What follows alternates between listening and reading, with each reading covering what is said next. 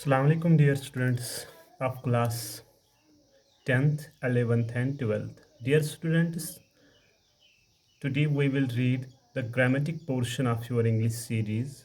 Dear students, now we will read. First of all, आपने आर्टिकलों के बारे में पढ़ा होगा. आर्टिकल 3 किस्म के होते हैं डियर स्टूडेंट्स. ए, एन और द. ए, एन और the.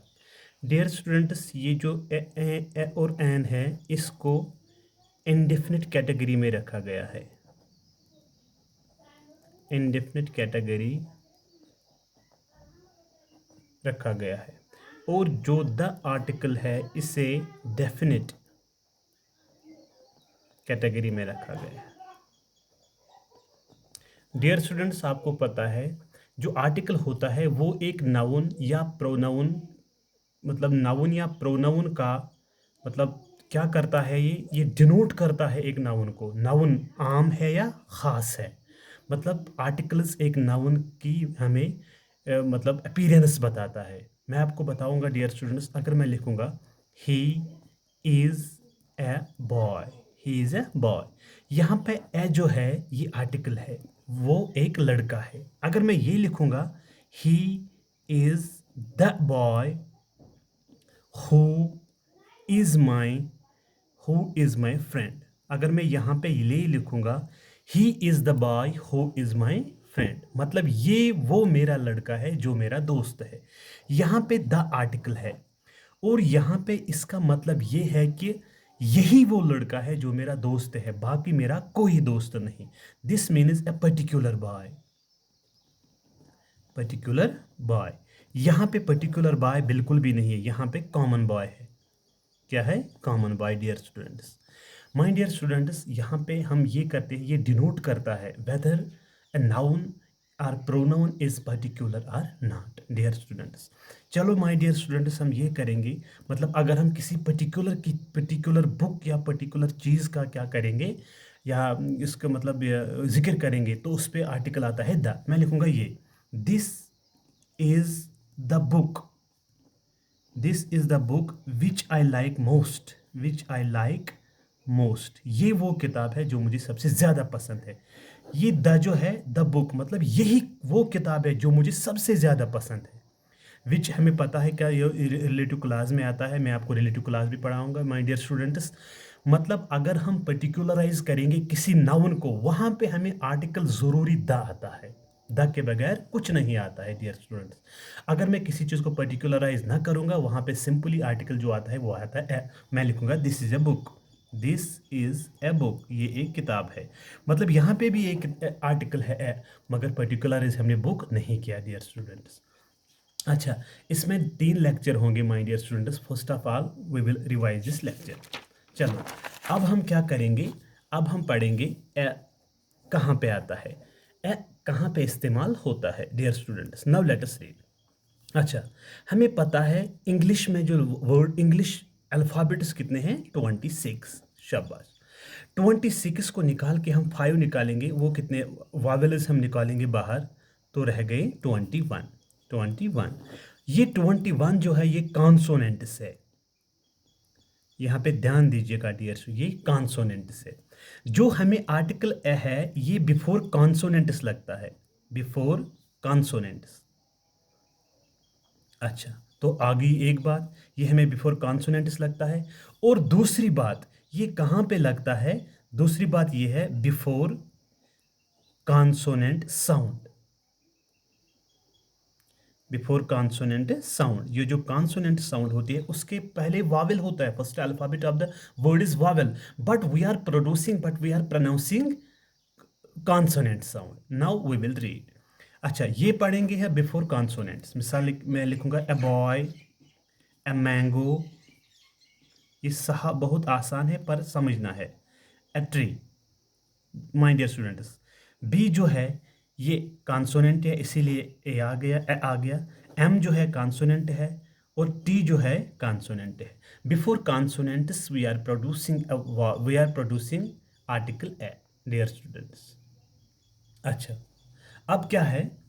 Before consonant sounds, before consonant sounds. अच्छा, वहाँ पे वावेल होगा पर हम साउंड जो पढ़ेंगे वो कॉन्सोनेंट होगी। मैं लिखूंगा ऐसे, ही is dash, he is dash, यहाँ सॉरी मुझे गलत हुआ, यहाँ पे मैं ऐसे लिखूंगा, आई सा डैश वन आइड मैन। यहाँ पे ध्यान दीजिए, मैंने आपको एग्जाम में भी रखा था और ये आपको एग्जाम में पूछा जाएगा।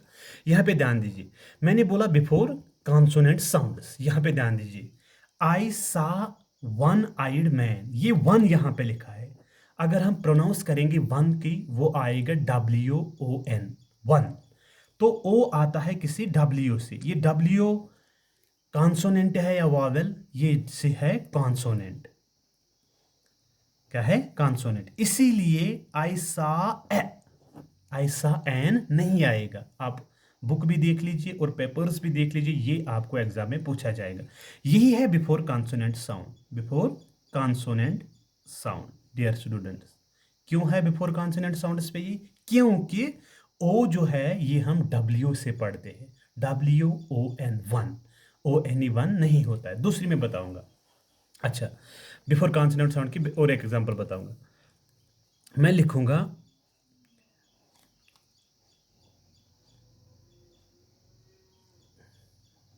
आई सा डैश वन रुपी नोट, आई सा डैश वन रुपी नोट। यहाँ पे भी है WON, वन, क्योंकि ओ की जो साउंड है वो हम W से निकालते हैं। W कॉन्सोनेंट है, इसीलिए आता है आई सा a one rupee note dear students. मैंने आपको बताया before consonants and before consonant sounds आता है। नाउ हम अब चलेंगे किस पे? वावेल। अब एन पे चलेंगे डियर स्टूडेंट्स। एन कहाँ पे लगता है? ये है बिफोर वावेल्स, बिफोर वावेल्स। ध्यान दीजिए, यही हमें पता है, an aeroplane, an eagle, an apple, an iron etcetera. Before vowels मतलब जितने भी वावेल्स है, ये छोटी क्लासों में पढ़ा जाता है, जितने भी वावेल्स है उससे पहले हम जो आर्टिकल लगाते हैं वो हम एन लगाते हैं। अच्छा, अब है बिफोर वावेल साउंड्स। यहाँ पे था कॉन्सोनेंट साउंड्स और यहाँ पे वावेल साउंड्स है। यहाँ पे पहला हर्फ जो होगा वो होगा किससे? कॉन्सोनेंट से, लेकिन साउंड जो प्रोड्यूस होगी वो होगी वावेल से।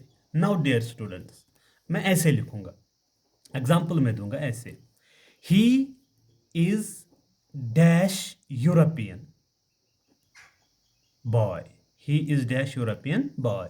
अच्छा, यहां मुझे बताओ, यहां एन आएगा या ए आएगा? क्या आएगा? देखो, यहां हम डाइवर्ट हो जाएंगे, फिर हम पढ़ेंगे यूरोप। ये जो ई है इसको हम पढ़ते हैं यूरोप, वो होता है YOUROPE, यूरोप। जो ई है ये हम किससे पढ़ते हैं? वाई से। हम यूरोप नहीं पढ़ते, हम पढ़ते हैं यूरोप, वो है वाई से। और he is a European boy आ गया। अब क्या है? यहाँ पे वावेल आ गया, लेकिन साउंड जो आ गई वो कौन सी आ गई? कॉन्सोनेंट की। नाउ डियर स्टूडेंट्स, मैं ऐसे लिखूंगा, he is dash honourable, honourable boy, he is dash honourable boy. मतलब honourable boy, he is dash, यहाँ पे हम ऑनरेबल नहीं पढ़ते, यहाँ पे ऑनरेबल पढ़ते हैं, ओ से पढ़ते हैं। ही इज एन ऑनरेबल, इसको बोलते हैं वावेल साउंड, क्योंकि पहला जो अल्फाबेट है वो है कॉन्सोनेंट, लेकिन दूसरा जो है वो क्या है? साउंड जो क्या निकलती है? वावेल। हम एच साइलेंट पे रखते हैं और ओ पढ़ते हैं, इसको बोलते हैं honourable dear students. Now let us read. अच्छा, मैं लिखूंगा pen is dash useful article. यहां पे मुझे क्या बताओ? देखो, pen is dash useful article. ये जो यूजफुल है हम पढ़ते हैं YOUSUFUL। क्या है ये? यूजफुल। ये जो वाई है ये क्या है? कॉन्सोनेंट। ये एग्जाम में पूछा गया है 10th क्लास में। तो कॉन्सोनेंट से पहले कौन सा आर्टिकल आता है? A. Pen is a useful article, क्योंकि हम यूजफुल पढ़ते हैं वॉइस से। बात आई समझ में? हम वॉइस से पढ़ते हैं। अच्छा, please wait for me dash hour. हम इससे आवर नहीं पढ़ते हैं, हावर नहीं पढ़ते, इसे पढ़ते हैं आर, ओ पढ़ते हैं, O, HOUR, R. Please wait for me an hour. यहां पे कॉन्सोनेंट था, क्या था? कॉन्सोनेंट, लेकिन साउंड जो प्रोड्यूस हो गई वो हो गई वावल, वो हो गई वावल। इसीलिए बोलते हैं please wait for me an hour, dear students. अच्छा, क्या होता है अब? ये जो हमने पढ़ा ए और एन, मैं आपको एग्जाम्पल 2-3 यहां पे दूंगा, आप ध्यान दीजिएगा इस पे प्लीज। मैं लिखूंगा he is dash university student. देखो माय डियर स्टूडेंट्स, यूनिवर्सिटी, ये जो यू है हम वाई से पढ़ते हैं, YOUNIVERSITY, यूनिवर्सिटी है ना। तो वाई से आ गया, वाई क्या है? ये है consonant. He is a university student, an नहीं आएगा, मैं लिखूंगा ए। अच्छा, ऐसे मैं लिखूंगा he is dash European boy. तो यहां पे भी क्या आएगा? यूरोप, हम यू से पढ़ते हैं, YOUROPE, यूरोप। तो वाई कॉन्सोनेंट है, यहां पे आएगा A. He is a European boy, an नहीं आएगा। हमें ये नजर रखना है कहां पे वावेल साउंड निकलेगी, कहां पे कॉन्सोनेंट साउंड होगी, तो हमें यही करना है डियर स्टूडेंट्स। अच्छा, ये हो गए ए और एन। अब मैं इसका एग्जाम भी लूंगा, और जो नेक्स्ट पार्ट होगा इसका डियर स्टूडेंट्स, तो हम क्या करेंगे उस पे हम थोड़ा एग्जाम्पल्स भी देंगे, जो आपको क्लियर हो जाएगी। 11th में भी है, 12th में भी है। Thank you my dear student, this was the first part of your article lecture.